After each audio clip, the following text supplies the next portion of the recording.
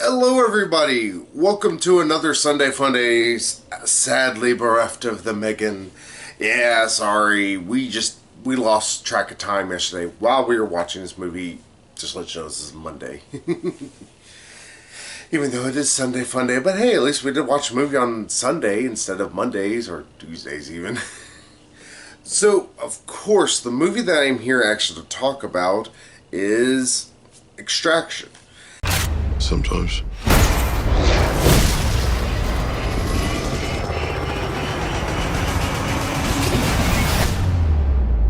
Sometimes I do other things. It is the new hotness right now on Netflix. It's the big movie that came out just this past weekend. It was a Friday release, so hey, it technically kind of falls almost into the category of what I normally would review. Kind of, you squint at it. Oh, so to begin my thoughts on this and to actually talk about it, I am going to have to talk about the plot because some of the issues I have with this film, yes, I do have issues with it, gonna get into them, like I always say, deals with the plot. So, fair warning, spoilers ahead. Now, the movie pretty much is about this one mercenary, for all lack of a better way to describe him. His name is Tyler Rake, played by the handsome, of course, Chris Hemsworth. He is contracted by a old operative friend of his named Nick, I believe. I don't know why I don't just call her Nikki. It's N-I-K. It's like just give her an I there, make it Nikki. That is trying to get him to help out. Sorry, my phone is ringing right now.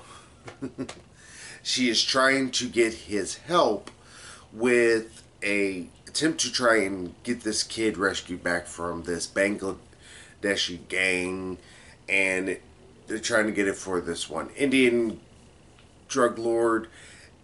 And I think you can already start seeing a little bit of an issue there.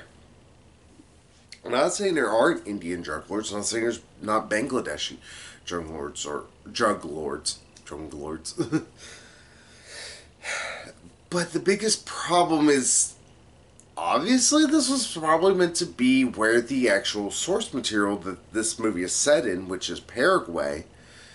The original, just to let y'all know, this is based on a graphic novel, ironically enough, written by the Russo brothers, which is the reason why they're producers on this, called Ciudad. Yes, I actually do know I am pronouncing that correctly. I do know enough Spanish to know I'm pronouncing that close. So, why they decided not to, like, maybe set in Mexico, maybe set in, like, Guatemala, anything like that, or just set in Paraguay, I don't know. It's a weird choice they decide to do.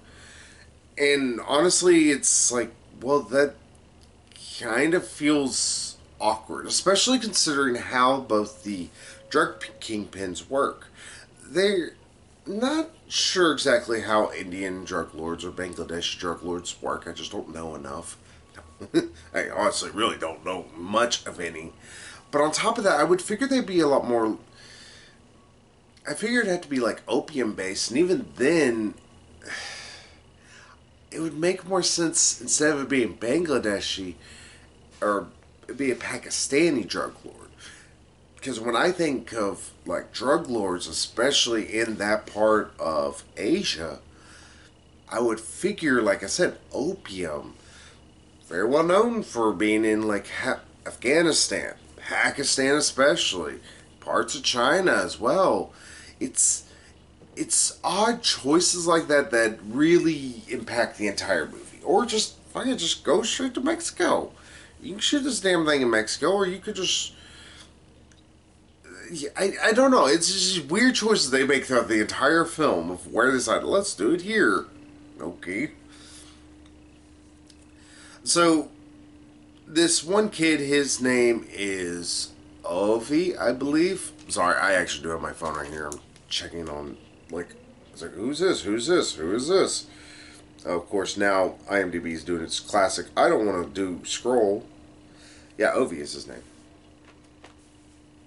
Uh, he's fine enough kid, and that's about as much as I can tell you about it. If there is a massive disparity of issues without this throughout this movie, it is this. The plot is technically about 15 pages worth of writing stuff down long. That's it. Like, I'm pretty sure the dialogue areas of this entire script, it's probably close to like 100, 150 pages, is like 3 pages. It's so small. There's so little to this entire movie in terms of dialogue. And sure, you can get away with a very dialogue-free film, except for the fact that it really wants us to care about characters throughout this. And that's always a prevailing issue throughout this.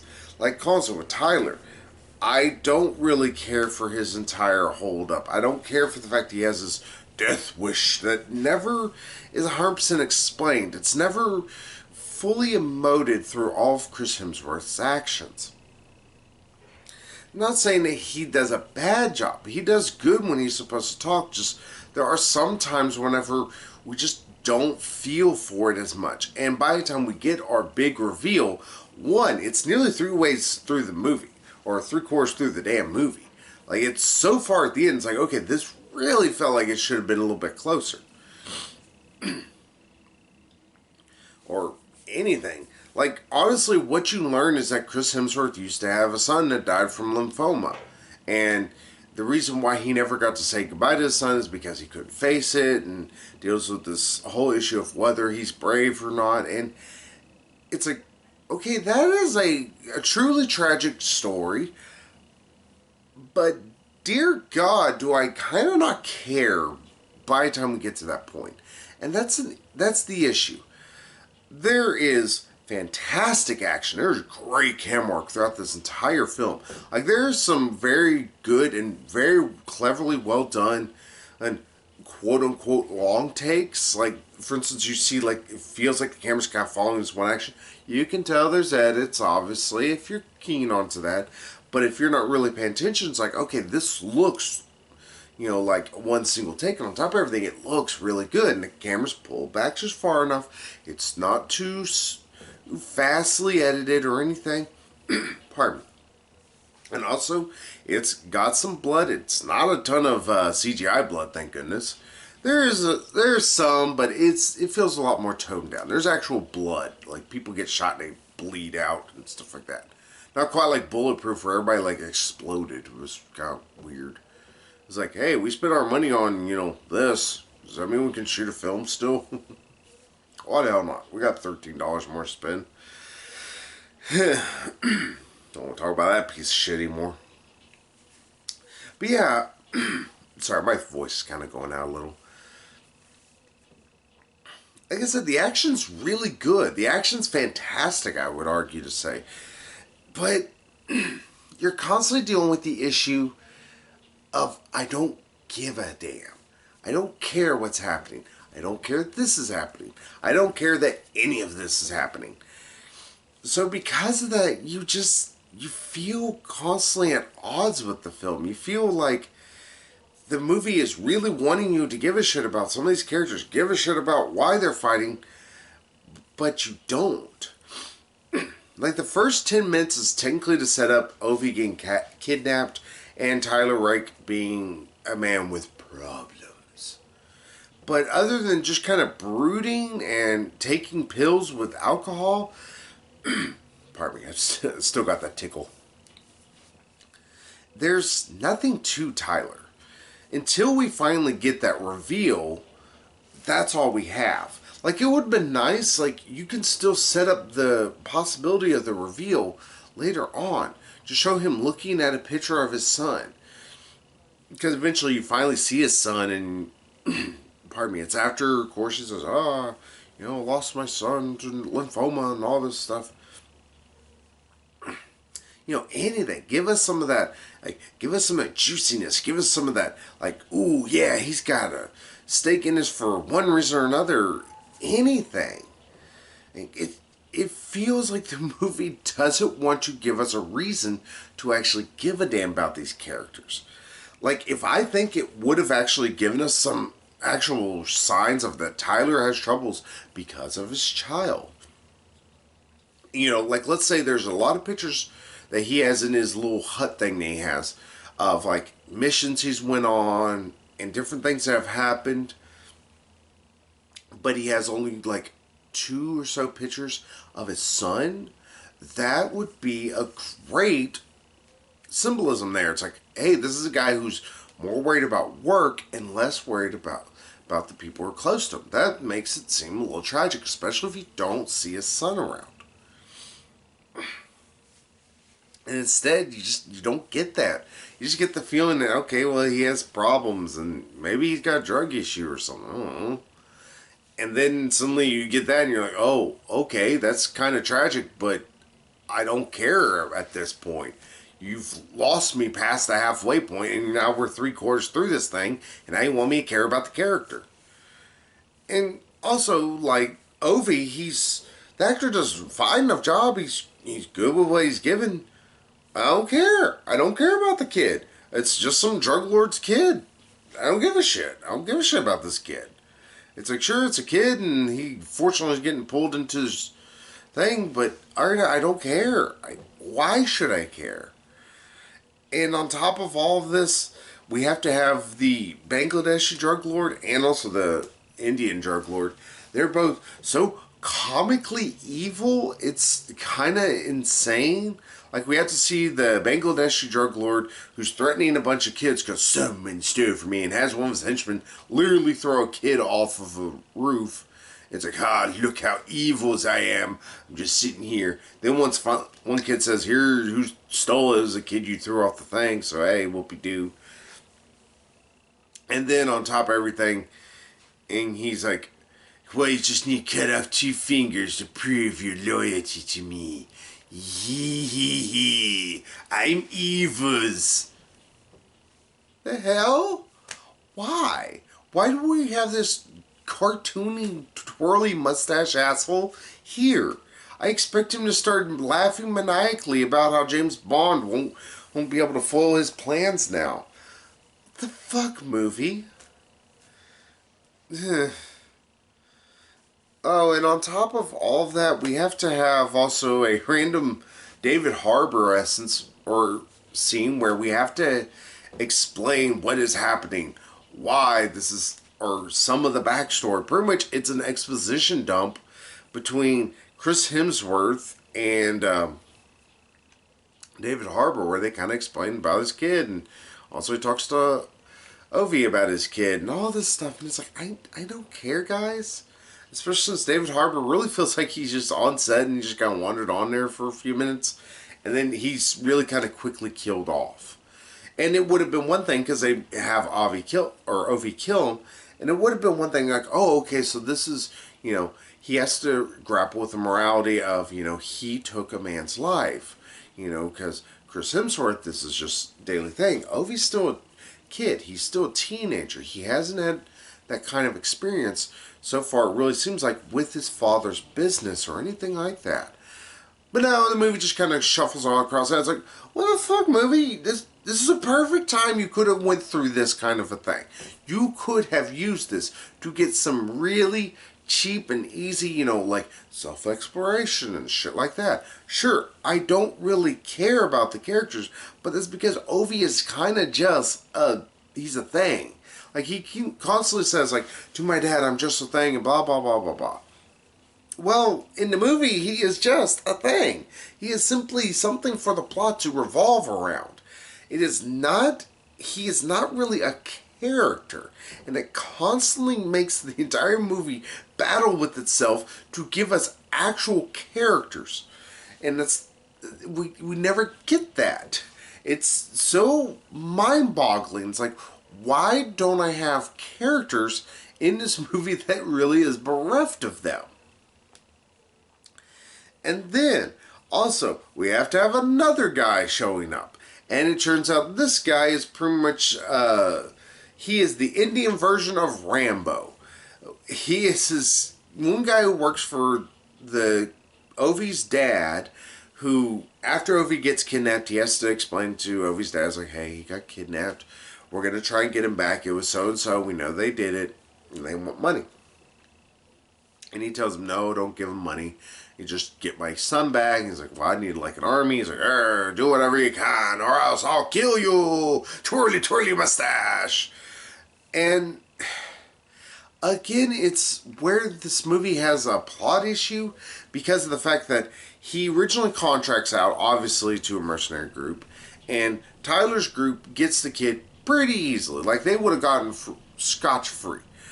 But Indian Rambo, which is what his name's going to be, because I think it's supposed to be Sanju or something like that. It's not really super important to me. But he decides he's going to betray them because he doesn't want to pay them money to save the kid. And it's like, wait, what? Because obviously he does actually care for the kid. Like, the movie, at first, though, really tries to make it seem like maybe he's actually out to try and kill the kid. Maybe he's actually out to try and, betray his employer. But no, it's simply he's trying to be cheap. The hell? Why? Why is this in this movie? Why do I have this plotline moving forward? What in the fuck does any of this have to do with anything that's currently happening? And why is it having to fight with everything? It's just weird moments like that. Weird points where obviously the filmmakers weren't 100% sure what they wanted to do with certain characters or what they wanted to do with certain scenes. So they just mishmash all this shit together and hope it comes out in the wash. Like, it's weird because I know the Russos can actually direct something fantastic. Look at, the 2 Captain America films and the 2 Avenger films they did. They're just some of the best superhero films that have been put out to date. Hell, I know they can produce really well whenever you look at things like 21 Bridges, one of the best films of last year. But just, I don't know what they were hoping to do. This was something, I guess, it was a passion project for them because they wrote it. And like I said, the action, it's good. It looks good. It's very well shot. It's, the action's hard hitting and it doesn't feel like it pulls any punches and the characters feel like they actually get hurt. Like Chris Hemsworth will have a limp. He'll actually kind of have to bandage himself up and other things. But I don't care what's happening. And that's the thing. The entire movie exists on the entire don't give a fuck syndrome. It's like, I don't give a fuck why any of this is happening. It sounds like I'm really trying to hammer on this film. Like it's like a real turd. But that's the biggest problem. Is like, there's nothing egregiously bad about the film. Except for the fact the script is really, really paper thin. Huh. Pun. There's just so little meat to it. It's a bare bones action flick, which sure would have been fine at like an hour and a half, but also it's a 2-hour long sit. And the time whenever it finally decides it wants to sit down for a bit and actually kind of explain what the hell is actually going on, why any of this is going on, why we should care about these characters, you kind of already lost interest in it. And unlike other kind of technically bare bones kind of action films, say like Commando or anything else, it's not that Chris Hemsworth lacks charisma. He lacks, or what the script actually does lack is fun. Don't get me wrong, it's hard hitting. It actually looks really good, but never did I get the sense of a movie that felt like it was trying to be fun. It felt like it wanted to be super, super serious. And it's like, that's the problem. I don't need a super serious action film. What I need is an action movie that if it knows that it is very, very light in the character department, give me some one-liners. Give me some corn. Give me something to latch onto. Because other than that, or pretty much without any of that, I don't have a reason to care about the characters. Like, why do I give a shit about Arnold Schwarzenegger's character in Commando? Well, because he's the main character, pretty much. And only that, but at least he's funny. he at least gives me a good laugh quite often. Here, I just don't get that with Chris Hemsworth's character. None of it's terrible. There's a lot of it's forgettable. And by the time you get done with it, you're like, well, I watched that, I guess. Nah. Thing is, this movie could be good. It could be at worst passable, but unfortunately, just far too much of it is just so bogged down and just not knowing what to do with anything, not knowing how to proceed or move forward. And on top of that, it has such pacing issues. Like the main action sequence where you finally see Ovi get rescued from, the drug lords. Like, first off, it takes about like 20 or so minutes for that to finally happen. And it goes on and on and on and on and on and on. It's just a huge long chase sequence for a bit with a little slowing down for like 2-3 minutes, and then picks back up and it just carries on. And yes, I get it. It's an action movie, but it felt like that action should have been just better.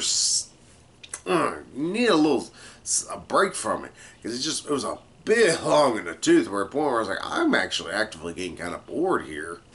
It's like there's so much action and thrilling and heart pumping stuff I can just sit there and watch. It's too much of a good thing, and I was like, oh, phew, cool, really good action sequence. All right, cool. It's just, can it end though? I'm kind of getting tired of it. It's like, fuck, it's only like 30 minutes long, and it's like, okay, guys, I kind of just want to do something else.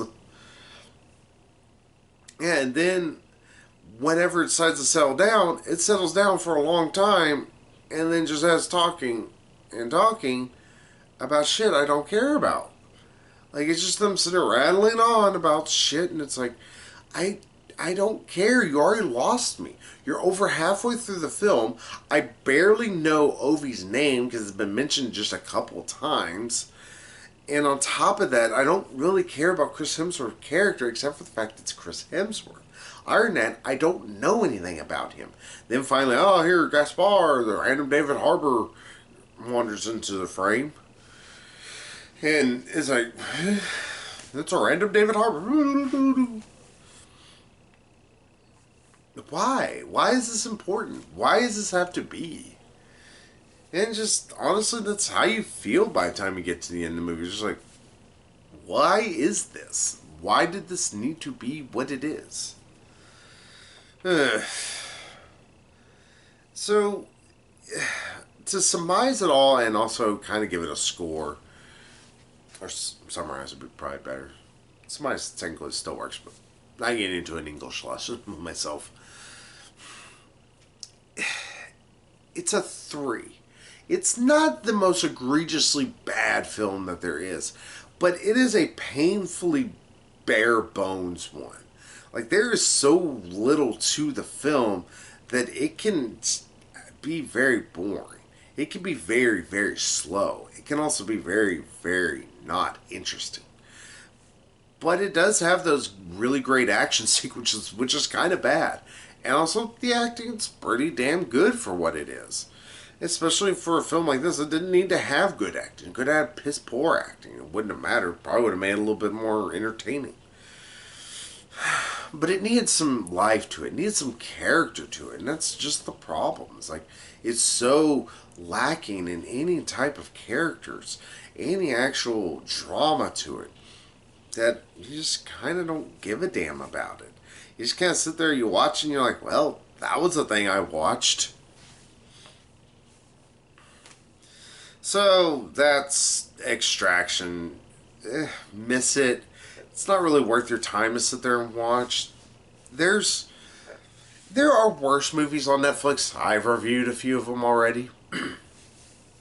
But, dear God, is it just a forgettable ass flick. Like, I'm going to come back to later this year whenever we do our worst and best stuff and go, oh yeah, I did watch that. I forgot about that. This is the best thing I can give all of Extraction. Just go watch something else. Go watch, go watch something you've seen before that you love. Watch Commando. That's more interesting. It's almost the same kind of plot. No, not exactly. It's the plots are nowhere close, but at least it's fun. It's got one liners too. But hey, that's Extraction for you. And hey, I might have a couple more reviews in me here in just a moment. We'll just see how the day progresses. But until then, I will see you all later. So, bye bye, everybody.